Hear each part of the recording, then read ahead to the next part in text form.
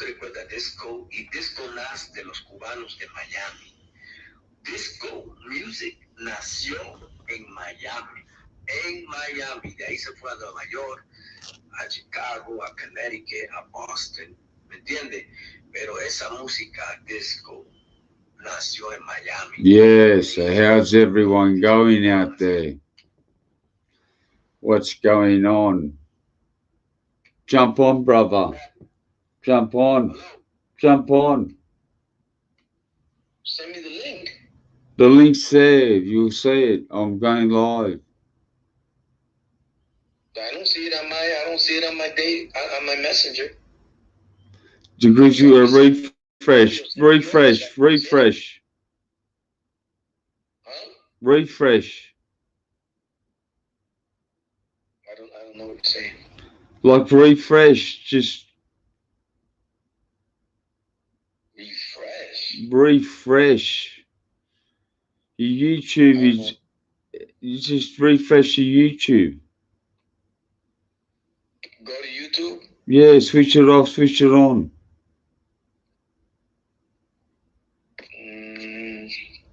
Come on, brother.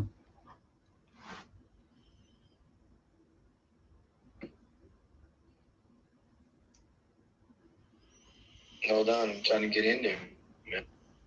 I got my YouTube going on. If you send me the link, and then it's going to say that I'm on YouTube, but I don't see you on. I see Well, I'm going live. You got to send me the link, bro. You got to give me a notification. You got to send me a link. Oh, fuck.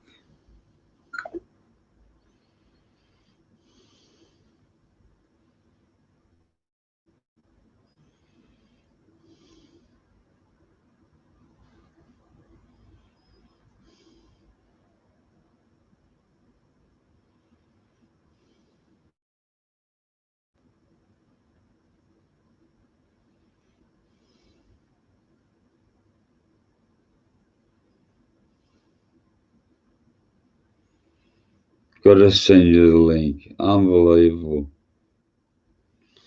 You're gonna kill me.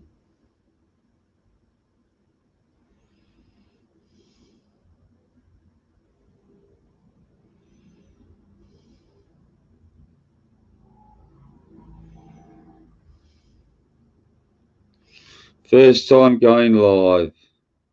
Everyone makes mistakes. That's the way it goes. Oh well.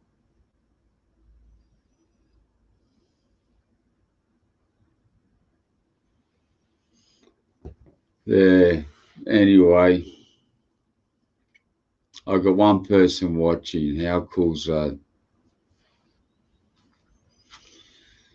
This is basically talking about the old school days, great times, good memories, days when you were younger, when everything was so different, when everyone had a bike or, go to the local shop, chill out, get a soda, mow the lawn for your dad. All old times is much different now. It's changed so much. The old times were the best times. When you're young and fresh and new is when it's true. Yeah, so that's what's up. But everything's real. Everything comes at a price. When you grow up and you learn and you see the truth and you get wisdom and you learn from other people or you get schooled by your mother and father. And yeah, you just have a good time. Go to the football. Go to a lot of things. Go swimming, go to the beach, have barbecues. Good times, good old times. You can't beat it. You cannot beat it. Come on, my brother. Where are you?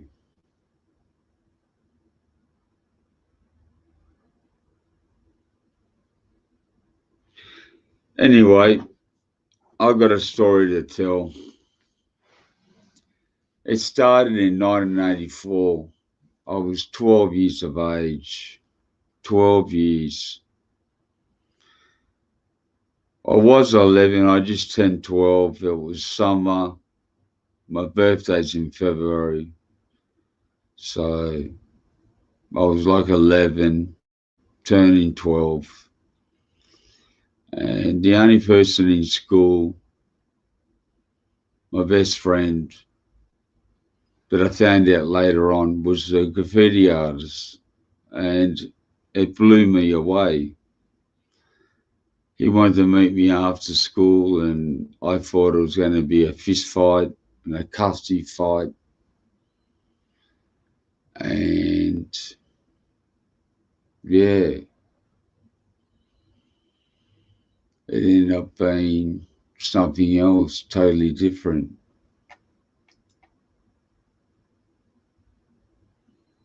It ended up being taken to the canals, the local Eastwood canals, walking down the canals, and he stops underneath the bridge, puts his bag on the ground, and he pulls out spray paint out of his bag. Well, I didn't know it was spray paint.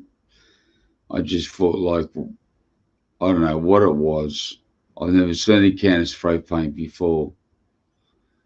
Everything was new, but it was exciting, it was different, and it was real, and I embraced it, I enjoyed it. And he showed me how to spray a can of paint, and it blew me away. It really did. It was the biggest thing that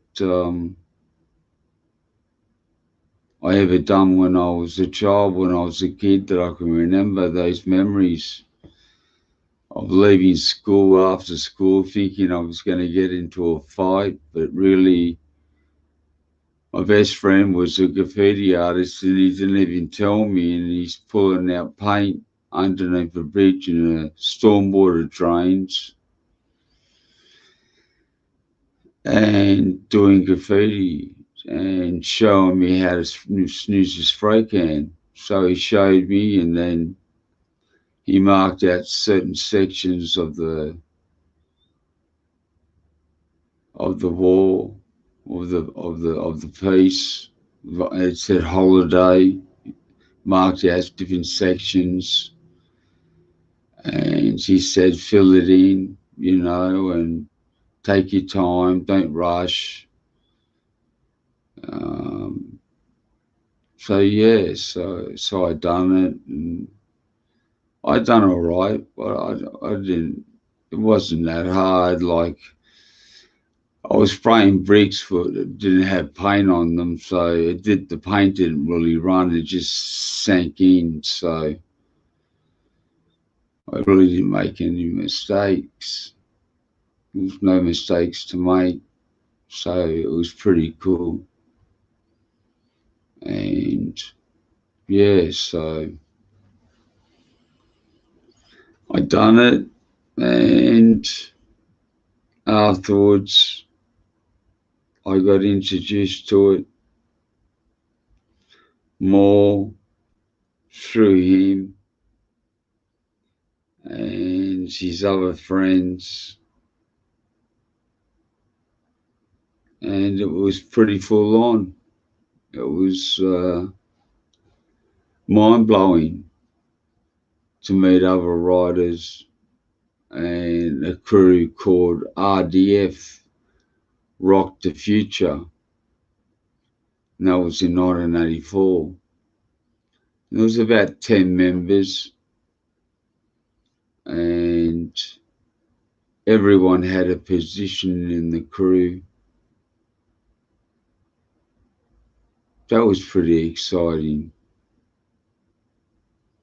Everyone had a position. Not like it is now, like people just go out painting and do their own thing. But a real crew, a crew that stands for what they really are, is someone who's got the ability and the skills to do what they are able to do at the best of their ability, and then it goes down the scale and lesser as a graffiti writer is not as good, and he gets a lesser job to do a burner. So everyone had to get paint, and my job was to get certain colors, and it was a massive thing to go into a hardware shop and get the right color. And because I was so young, I couldn't put the can of paint under my pants. It would stick out like I was pregnant, you know. So I put it in my school bag and zipped it up and got two cans. I got a pink and a blue, or a grey. I think maybe it was a grey and a blue. Those were the two cans that I had to get, and those were the two cans that I had to use for the piece. And I got given the outline. Everyone got given the same outline, and everyone got a job to do what needed to be done, which was, first outline, last outline, fields, colours, background, or everything that what one writer does now, but a crew does all together. And I think something like that is the ultimate style, is the best way to do it. Like, for instance, say maybe One Up Crew, look what they do. It's a bunch of guys going and they're doing whole cars. It's not one person painting, it's a crew, and they've all got a certain job. And I think that's what's lost in the graffiti world, that I see so many people painting and I don't see the crew names up along the piece, and I definitely don't hear about it, like it doesn't exist, like it's not real. And it's a shame. It's something that should be brought back. Riders and crews should get together and do a production. You know, they might do it for illegal, but that doesn't count. That's mural art. That's not even graffiti. Like, that's just bullshit. You know, everyone just comes along and just does fucking whatever they want, and they stick it all together, and it's like, oh, well, look at this production that we done, you know. But that's not what it's about. It's about doing a piece and everyone being involved, everyone doing the exact same thing together as one. Someone that throws up first outline, someone does that last outline because they're better at the person that throws up first outline, but the person that throws up first outline is better than anyone else. So everyone's got a job, and you can find that out in a crew.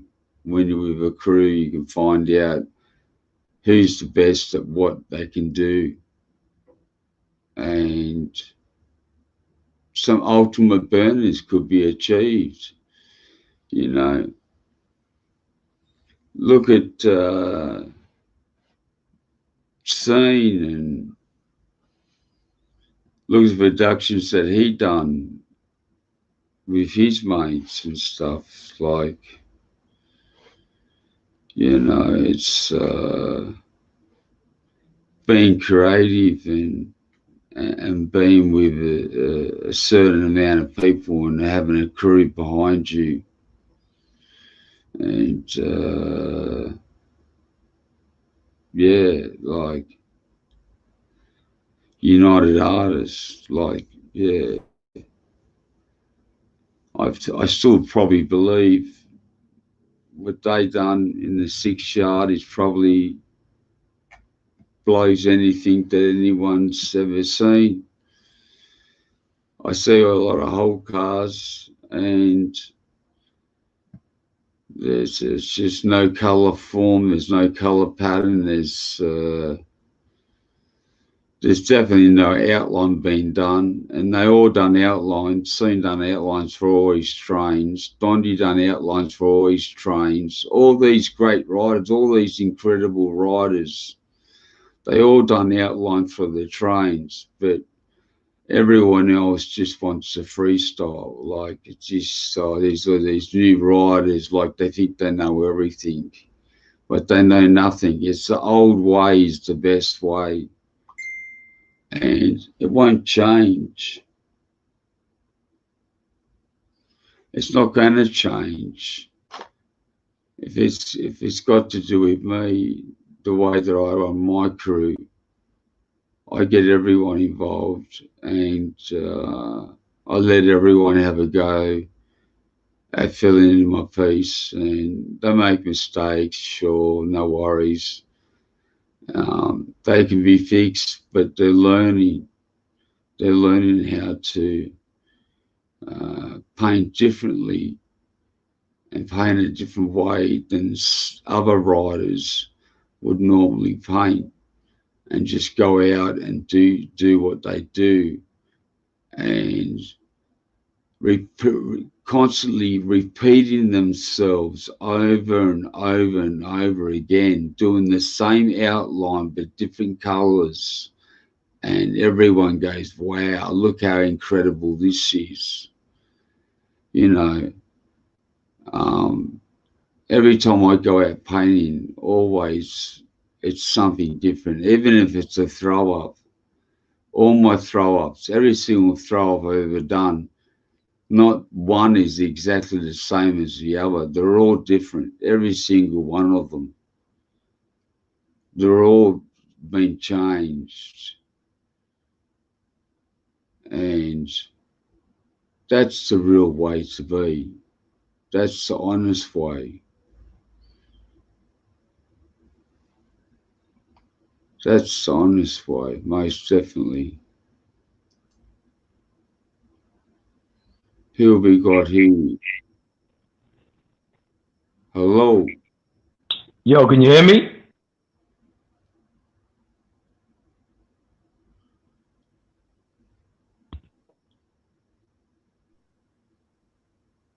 Hello. I'm here. I can't hear you, brother. I can hear you loud and clear.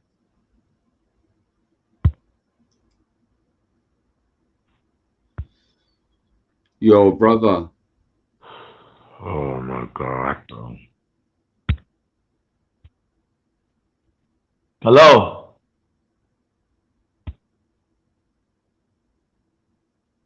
I'm on, David. BB Love. You there, brother? Yeah, but I can't hear you.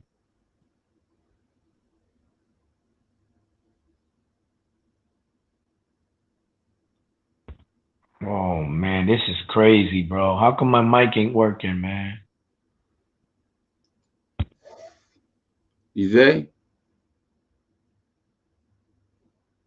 Hey, I could just hear you for a second then.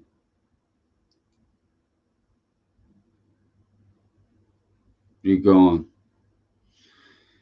All right, well, look. What I'm trying to get at is that crews should just stick together, and the best rider in the crew do the outline, the best rider in the crew to throw up the outline, the best rider in the crew to do the last outline, and everyone get involved and do a burner. We couldn't hear you, homie.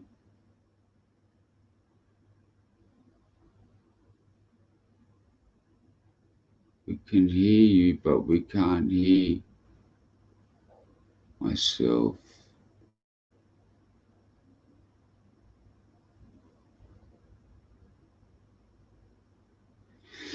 Well, bro, it's the first time going live, so who knows?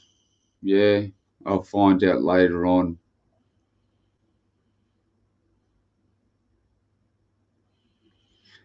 Just jump on board again. We'll give it another shot. I could just hear you for a second. Maybe it's just a bad connection because you're coming from Peru. You're coming from a far place. But, you know, the old school days were the greatest times, and it won't change. The riders that I teach, I let them fill in my burners, my throw ups. They make mistakes. I don't care. I fix them. But they learn and they get better and they evolved. And then they change their fills. They change their outlines. And they don't do the same thing. And they're not repetitive. Even though they're gone away by themselves, I've made them a different graffiti rider. And that's something that stands strong.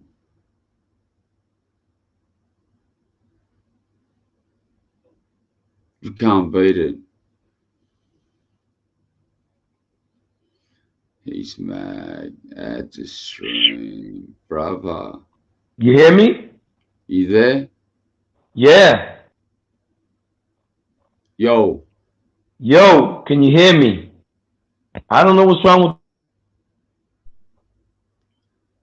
I got everything on deck though. It says you're in the show. Everyone can see and hear you, but I can't hear Yo. They can hear me. It's your microphone, man. You're doing something wrong, dude. Ask anyone in the room if they can hear me. They're gonna say yes. I can't hear myself, but I can hear you. Hang on a second. Maybe it's something else. Wait 1 second. Yo, testing 1 2 1 2. Talk now, 1 2 bro. 1 2. Yeah, now I can hear you. Yeah. You hear me? Yeah, now I can hear you. Oh, all right. So I was talking about the old times. You know what the old times are like. You're old school. You're more older than me. You're more old school than me. But I've been dedicated for 37.5 years, brother. And I've never been caught. Knock on wood. Yeah, that's a long time, bro. That's a long time, B. Bro, that's knocking out a lot of people, doing a lot of crazy stuff to not get busted, you know, like some crazy chases, some incredible stories. And most of the time I would have to fight and then run,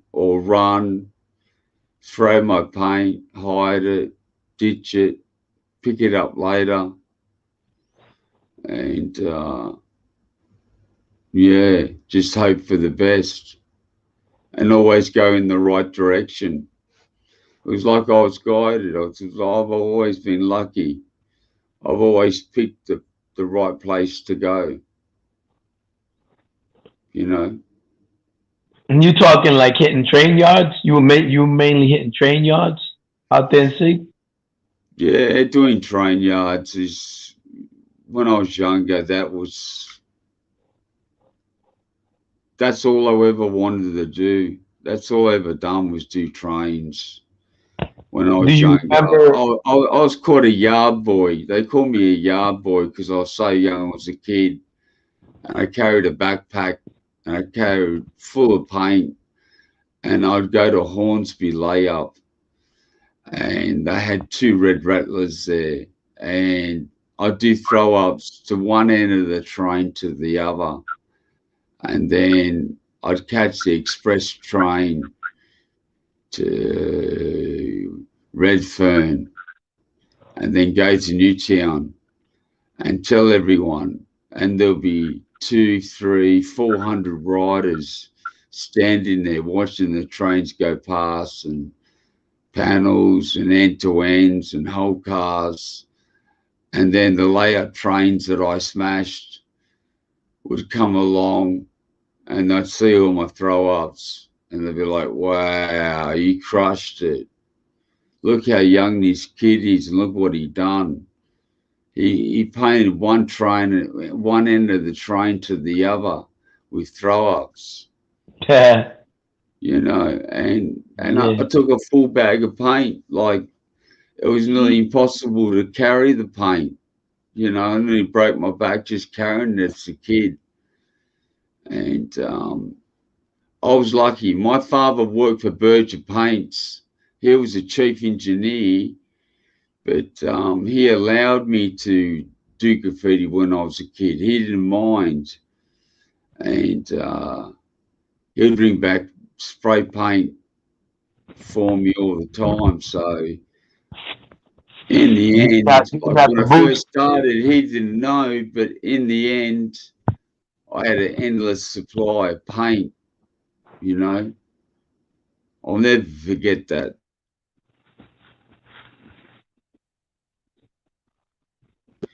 Let me It ask was you a everything what question. I wanted. Yeah. While the movement was going on in Sydney, right? While the movement was going on in Sydney, was there a Yes. movement in London? Was there a movement in London? Yes, there was. Yeah. There Yeah. was. I don't think, I think, you know, like with the graffiti and the photos and the years of the graffiti, what got done in the periods and times, in 86 and 87, Sydney can say, I can say most definitely, the photos can prove it. Yeah. Definitely that some of the best graffiti was getting done in the world was getting done in Sydney, you know, so um, it's pretty amazing, you know, and to find that out later on in life and see everyone else's cultures and photos and know that not being biased or like, oh no, I'm Australian, I'm from Sydney, and like, oh no, we're better than you. And no, I kept an open mind and yeah, no, those writers like Snooze and Styles and Game 2000 and Kazism and Leo. You know, Rick Seven said that Leo was the first writer in Australia's history, and he actually was the first writer to die in the world. So, Wow. you know, like everyone says it, you know, like Snooze says it's Kazism, and I say it's Game 2000. That's GAME 2000, not G2 Game Yeah. 2. Game 2, he got the 2 off Game 2000. He bit it off him. He told me years ago about it. He's probably not happy about what I'm saying right now, but if the truth hurts, well, that's just too bad. That's just the way it is. Well, But the truth is always the real. You know, if you don't keep it trill, like they say in the MIA, Miami, trill, if you don't keep yes, it real, right? And then it's a fairy tale. It's a yeah, fairy tale. And that's what a lot of cats is doing because they lost. They throwing lies out there. And that's not cool, man, because that's not history, yo. Got to keep it official. Real deal. Know what I mean? yeah, yeah. Well, we kept it pretty real for a long time, and we've held it up. And on Google shows that more writers in Sydney have died doing illegal graffiti than anywhere else in the world, and that just proves the point and shows that yeah, we're the ones that have kept it real. Did you We, guys ever make a real movie? Like a real movie? Like I know there's a few well, of them out of London. I'm Graffiti I'm movies, actually actually. I'm actually converting tapes, video 8 tapes that I've only watched twice since 1996, and I got Fear RBS from the Rebels crew and Gain 2 that was putting up PIC Partners in Crime. Uh I got huh. both of them to go in the back car of trains with ski masks on. I supplied them all the ink and spray cans. They went through absolutely liters of ink. I've got hours and hours of footage, and I'm getting it converted. That's gonna be probably my next upload or the next upload after. And I'm just gonna keep it raw because I'm talking. You'll see my face in the glass. I'm not gonna hide my Yeah, but see, I wasn't talking about a film. I'm talking about a movie, an actual movie with actors you and can't get in everything front of acting out the story. Is there any graffiti movie yeah, coming out of I'm, Australia? I'm actually saying like go here, go there, so they don't bump into each other. Write this tag. You got room to do this. You got room to do that. So what I done, I got a video 8 camera and I put a fisheye lens on the camera. So you're I talking more did like a the camera shot. documentary. You're talking more like a documentary. I'm talking about an actual movie. Is there any kind of movie that ever came out of Sydney? I'm not talking about gangbanging and nothing like that. I'm talking about graffiti. Well, like we battled Melbourne at the factory battle, and they got put to shame, and that was live on TV. Um, So you somebody know, had to make so that, turn it into a movie or something, right? there's a lot of footage you could put together and make into a movie, most definitely, and there's still enough writers around to talk about what happened and what went down. But at the moment, the only person that's trying to do something like that is Gain 2, and he's running out of funds, and the people that are doing the video documentary, they want an extra like 40 or $50,000, and Wow. he's already put in so much money. It's like I'm not putting in any more. But if anyone puts in any money, it's actually tax free, and they can get their money back. But there's just no interesting people out there that want to see the story of Sydney. So It's at a standstill at the moment. It's called Warcraft. You can, it's some footage of it they've uploaded on YouTube. You can watch videos of it. Warcraft. And yeah, so, but that's cool. Uh-huh. I just got a message by K Salo show, Rikers Island Stories. He must be on. But that's all right. That's cool. He can be on. I'm on. But yeah, there's I've got the footage that I have, the bombing footage that I have is the strongest bombing footage of the two best taggers in Australia's history that can tag that I caught on camera with a fisheye lens.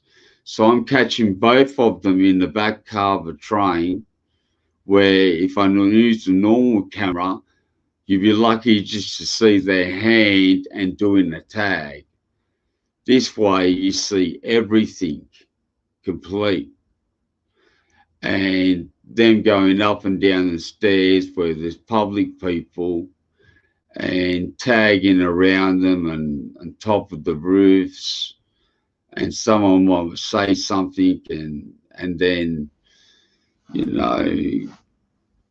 one of the boys will say something to the public person to shut them up and give them a few threats and stuff.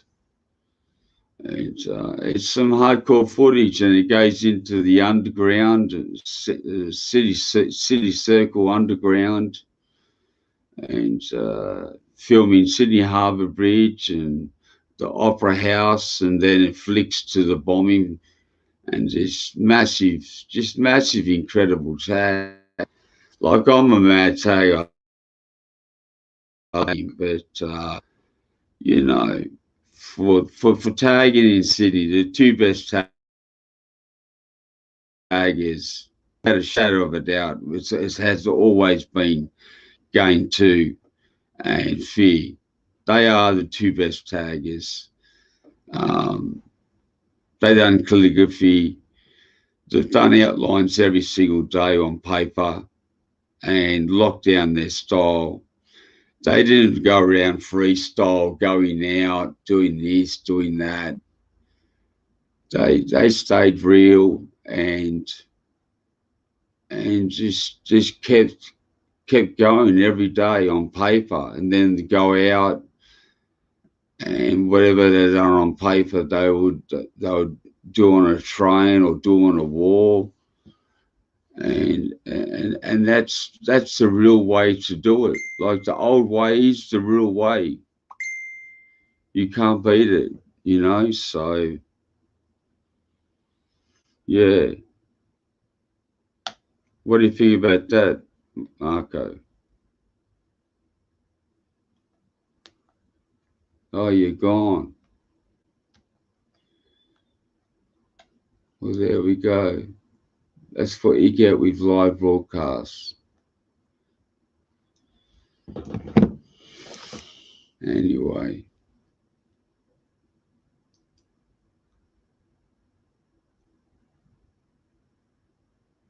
$6.29.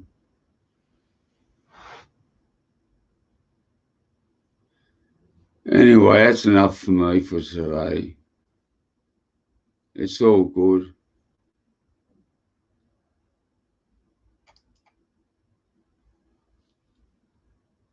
I'm out of here. I'll check you all later. Peace.